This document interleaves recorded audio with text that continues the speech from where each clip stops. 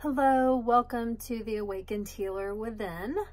So let's see, today we're going to talk about breathing techniques and what it has to do with the healing experience. But before we do that, I want to just do a shout out to say thank you to those of you that have been sending good vibes my way.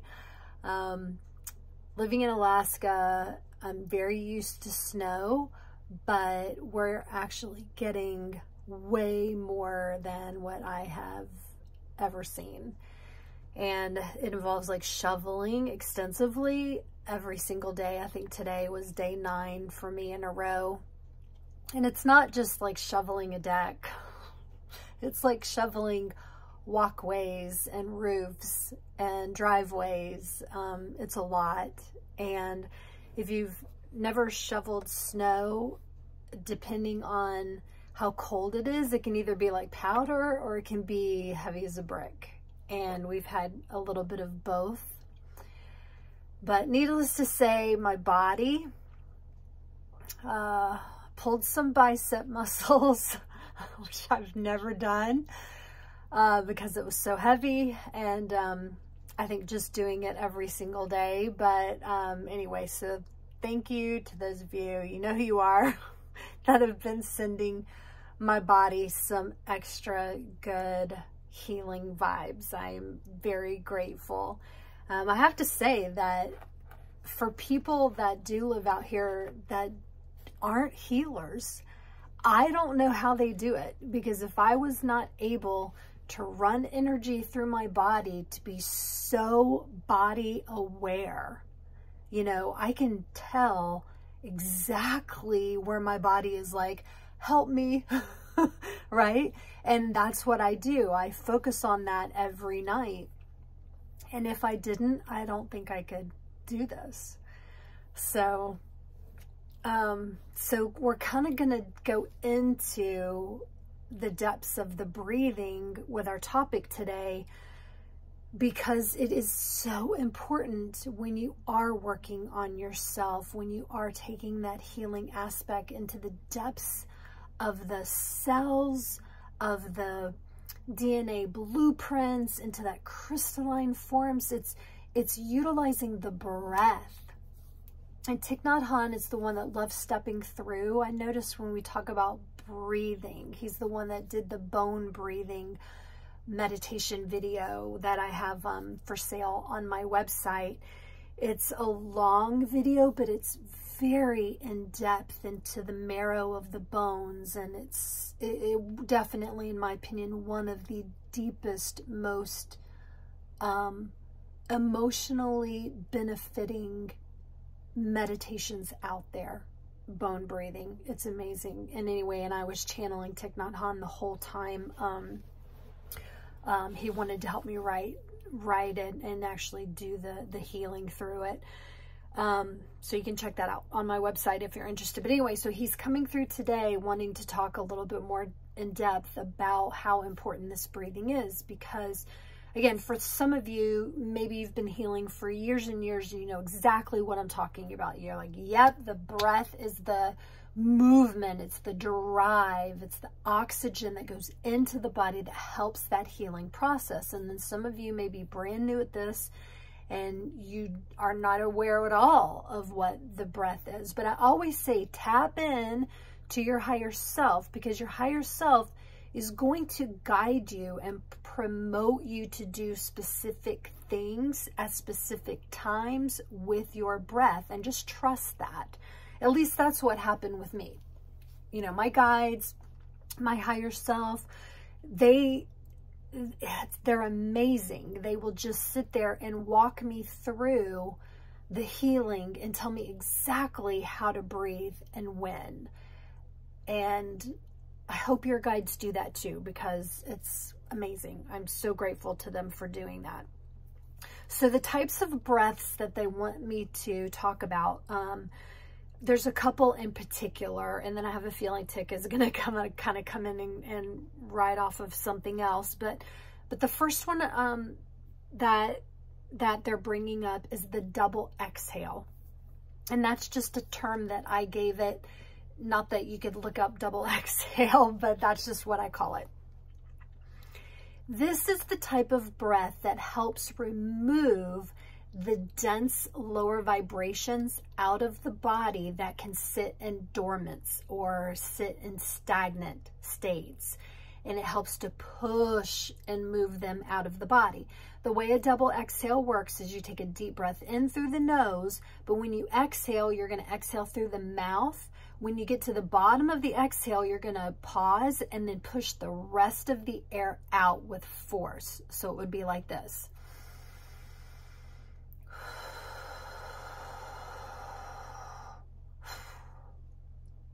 See how I did that? I paused and then pushed the rest of it out. And then you would do that maybe 4 times.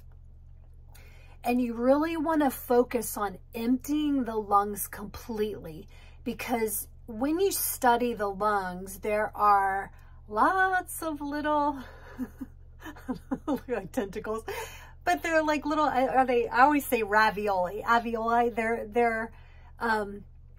but there's oxygen that goes deep into the lungs through the little ventricle, whatever they are. Anyway, it's been too many years since I was in school. But anyway, so whatever that is, they can go real deep into the lungs, and a lot of that air can get stagnant especially for shallow breathers. But when you do deep breathing, you may still have stagnant air that sits at the very bottom of the lungs. And so the double exhale really helps push that last bit of stagnant air out. And then when you take the next inhale, it fills up and you can feel the lung capacity change. And that is the best benefit to a double exhale, is it increases lung capacity. So if you could like maybe breathe in for say 4 seconds, and then you were like at your capacity, and then you would exhale for 4 seconds and you were done, it's going to increase it to like 6, 8, 10, 12. Okay, the more often you do it. And I always suggest to people to do it either at morning or at night, or maybe both, and just do 4 or 6 of them. But it's amazing how it changes the capacity of the lungs themselves. Okay. Then the next one that I want to talk about is the one where it's got a retention breath with it. I remember when I was in yoga teacher training, they would talk about what's the most important part of the breath. Well, all of it is. They kind of came down to it scientifically going, well, there is no part that's any better than the other. Whether you're breathing in, whether it's in between the breath, or when you're breathing out, it's all incredibly beneficial. So when you do a retention breath, you're breathing in for a certain amount of time, you're holding the breath a certain amount of time, and then you're exhaling a certain amount of time.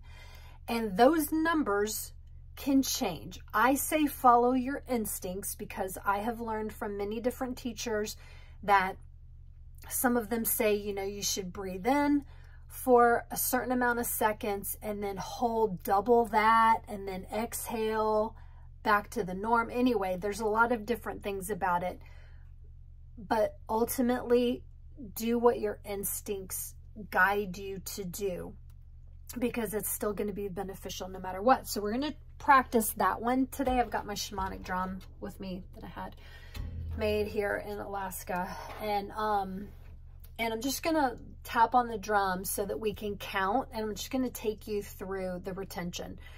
Because I don't know who's listening and the lung capacity that each of you have, we're just going to do an inhale for 4, and then let's hold for 4, and then exhale for 6.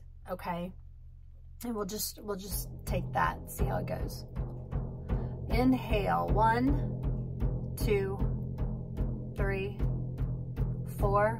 Holding 4, 3, 2, 1. Exhale 6, 5, 4, 3, 2, 1. Inhale 1, 2, 3, 4. Holding 4, 3, 2, 1. Exhale 6, 5, 4, 3, 2, 1.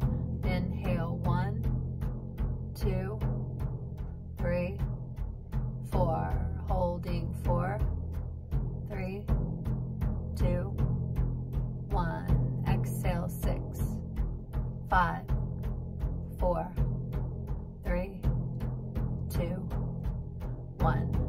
And just kind of go back into your normal. Okay, so again, retention breath, you're holding it at the top. Now here's the thing, you can also hold it at the top and the bottom. Okay, if you really want to dive into this, you can hold it at the top and the bottom. So you can go in for 4, hold at the top for 4, exhale. Even if you want to just do 4, 4, 4, and 4, you can do that as well. Let's do that next. Let's do that next. See, I can like do like for 12 seconds. So I'm like, God, if we just do for 4, that's not very much. But you know, again, if you don't do this all the time, 4 seconds of breathing in and breathing out is enough. So let's, for practice sake, again, if you're the kind of person that can have a really long deep, you have a lot of lung capacity, then yeah, you may be doing 10, 14, 16 seconds that you're able to breathe in, and that's great. I remember Alberto Vialdo, which he's an amazing shaman. He was talking about how the normal breath for most humans is like 10 to 12 breaths per minute. And it's so easy to drop that down when you practice double exhale, when you do this retention breath and you increase your lung capacity, that you can really drop that number down big time. Big time. It's amazing. Okay, so we're going to do it again, but this time we're going to hold the retention at the top and the bottom. We're just going to do 4, 4, 4, and 4, just to make it easy. Okay, so exhale your breath. Okay, inhale, 1, 2, 3, 4. Holding 4, 3, 2, 1. Exhale, 4, 3, 2, 1. Holding the breath, 4, 3, 2, 1. Inhale, 1, 2, 3, 4. Holding 4, 3, 2, 1. Exhale, 4, 3, 2, 1. Hold the breath, 4, 3, 2, 1. Inhale, 1, 2, 3, 4. Hold the breath, 4, 3, 2, 1. Exhale, 4, 3, 2, 1. Holding the breath, 4, 3, 2, 1. All right, just relax. Find your normal rhythm once again. Okay, so retention breath. And if you've never done it before, maybe start with just the retention where you hold it at the top and not the bottom. And then when you get used to it, you can do it with both. Let's see. Yeah. Okay, so the Entourage is reminding me that when you utilize these breathing techniques, again, not only are we using the breath as a communication with the body for healing, but you're essentially calming the central nervous system down. Okay? It allows you, and you, those of you that were following me with that may find that your energy or your frequency and your vibration may have been in one specific place, and doing the breathing and focusing on that kind of brought you into a more neutral space. I do know that that's what happens for me when you are focusing on the breath. It really changes things, and it does calm the central nervous system down.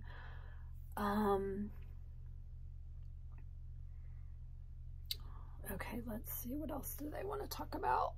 And you don't have to use the shamanic drum. I like that because when I'm guiding other people with breathing, it gives them a rhythm. Okay, the other things that I wrote down to possibly talk about are insights into when you are getting ready to work on yourself again, because I started talking in this video about how I've had to work on myself every night after all of the shoveling. And the things that we bring through when we lay down and we start a session for ourselves, it's, you know, you're grounding, you're connecting to your higher self, your angels and guides. You're going into that breath to calm the central nervous system. And then the next thing that my guides have me do is turn my muscles off. If you've ever been to a kinesiologist, someone that's kind of like a chiropractor, energy guru, they know that you can, with your intention, turn all the muscles off in your body. And the way that I have learned to do it and continue to do it is I start at the inside of the eyebrow, and I'll draw around the eyebrow and go down the meridian line with my mind and out the the big toe. Okay, so this is the right side. So I would say all the muscles on the right side turn off, and I would do it 3 times. All the muscles on the right side turn off, all the muscles on the right side turn off, turn loose, let loose. And I would do the left side from the eyebrow around the eyebrow, and you're just asking the intention of turning off, turning loose, letting loose through the muscles all the way down the meridian lines and out through the toes. And you just turn it off on the left side, right? And then what you're doing is you're not shutting the muscles down, you're turning off the tension that's held within them so that they can move the energy, the oxygen, with less resistance, okay? Now, if you were in a chiropractor or kinesiologist office and they turn your muscles off, then you actually don't use them. Like they'll say, okay, try to push into my hand, and you won't be able to. But then they turn your muscles back on and you can. Every time I do a session, I always turn the muscles off on my clients because I want them to relax. It just almost is like it's almost like taking a big coat off and setting it down. But the thing is mentally, if that person needed to get up for any reason, they can turn it all right back on with ease. And then they were talking about the meridians. The other thing that I do once I've turned my muscles off, and I just tell them, it's almost like I'm telling my body, turn off, turn loose, let loose. And then I start bringing purifying water in my mind up through the meridian lines. If you're not familiar with the meridian lines, get to know them, because they run through the body and they carry energy. They carry life force, okay, prana, which is breath. And it's like I start through the feet and I just run up through the meridians like I'm bringing water in, and I kind of go through each of the chakras, you know, and then I come out through the crown and come back around again. So these are just little things that my guides have taught me to do. Maybe it resonates with some of you guys that you do the same thing. Maybe it gives you a new idea of something that sounds helpful. If not, take it or leave it. But like I said, all these years, they just seem to be some of the main things that I happen to do pretty much every time I do a session on myself. I'm kind of running all that through. Okay, let me just check in with Thich and see what else he wants me to say.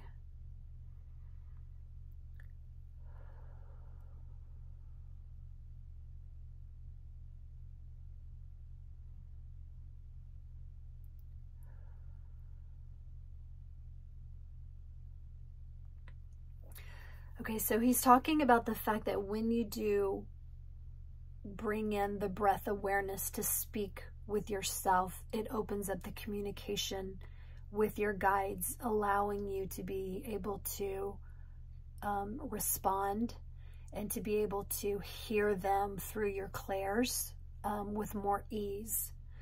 He says, but it is very important during these times to check on the authenticity of your guides as well. He says that to remember that there are a lot of what's the right word? Interference. He says there's a lot of interference that's going on through the cosmic waves, through the universe right now. And through this planet, there are interferences that are trying to sway you in a different direction.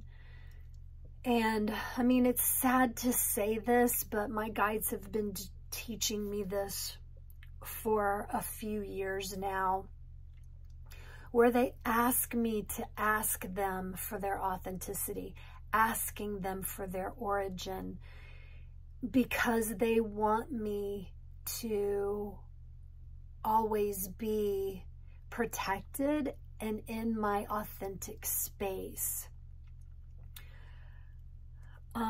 And he's saying, you know, again, this isn't just like I've talked, like when I'm channeling Archangel Metatron, Thich is also saying, he goes, none of this is about fear. It's about preventative measure. It's about, he goes, oh yeah, he's saying it's not hiding your head in the sand. It's not denying that what is out there isn't there. He goes, because it is.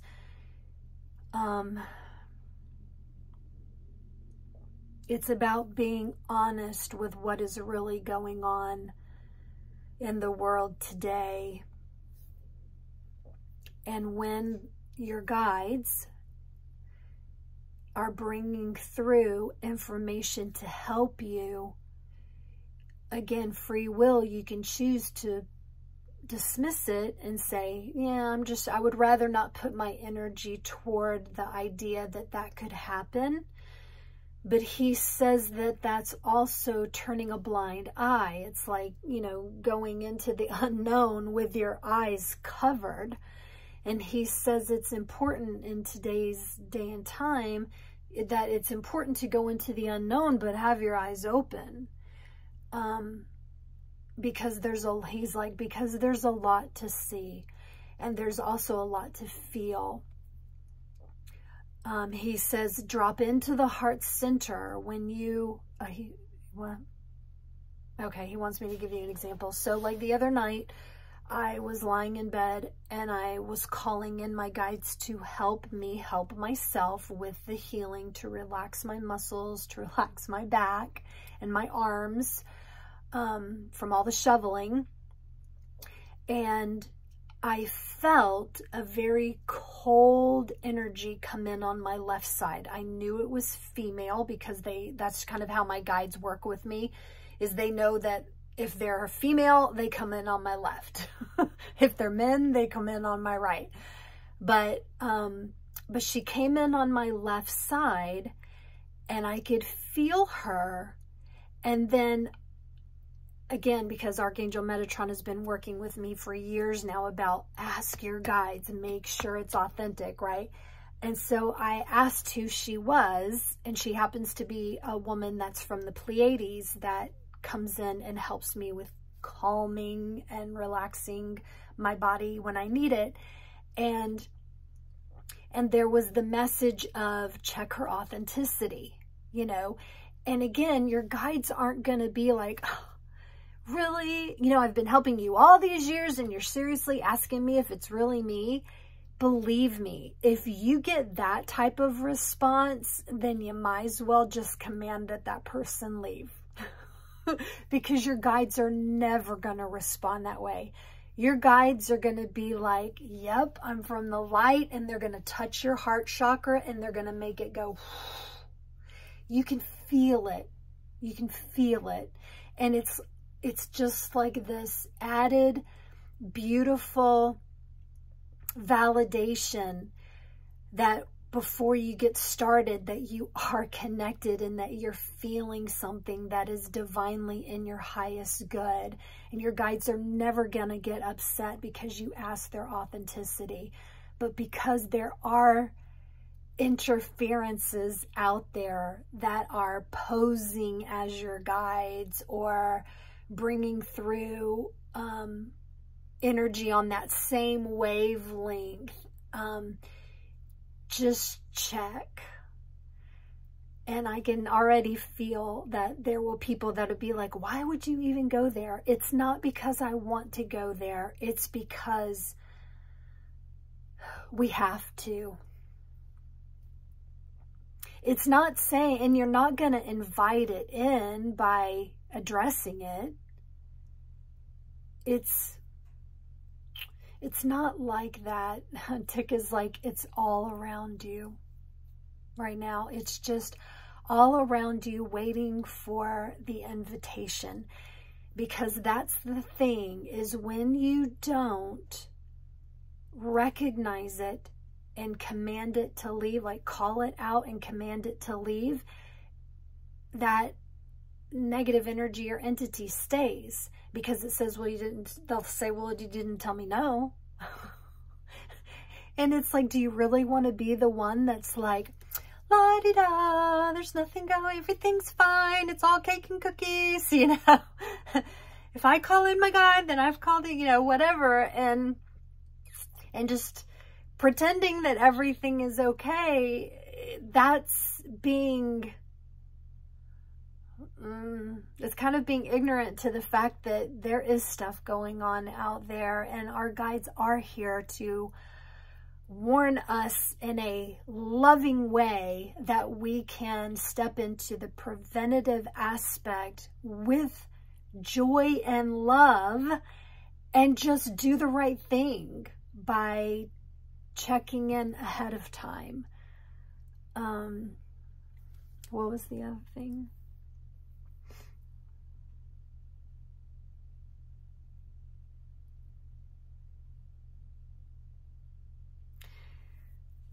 Yeah, so, and I've mentioned this in a lot of the past videos, there's no way that we're ever going to get beyond the human perspective of light and dark, good and bad.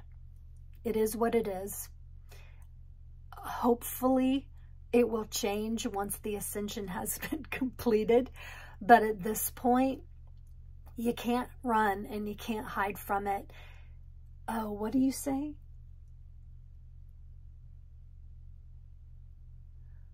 Oh, he's talking about something that I've heard before, but I don't know it.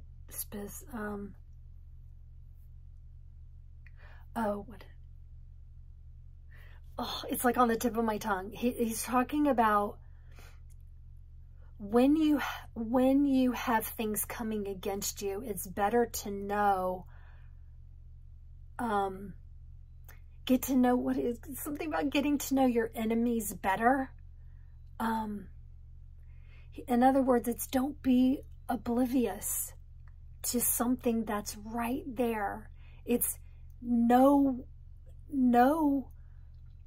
what your interferences are and what they possibly can be, and use that to your advantage. It's not like you're inviting it in. It's already there, he says. It's been there and it's going to stay there, I think, until the collective says, I'm done with this, you know, and we make that shift. But for now, and I don't want to drag on about this for too long, but they're just saying, be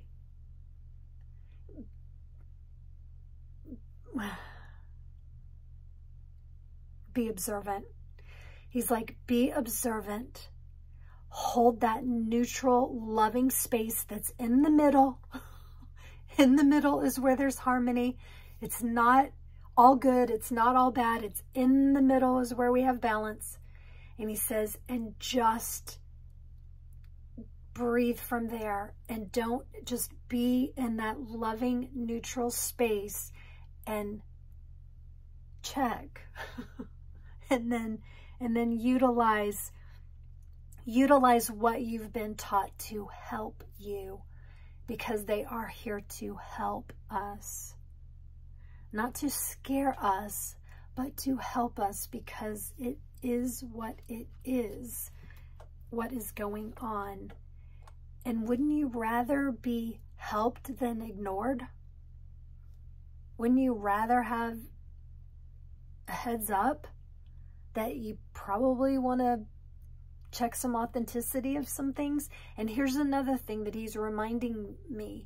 When you hear anything that sounds or feels like ego, if it's up here in the head space and not in the heart chakra, then be leery about it, because it should always be felt expansive in the heart, not confined or tight, and definitely not judgmental. Okay. All right.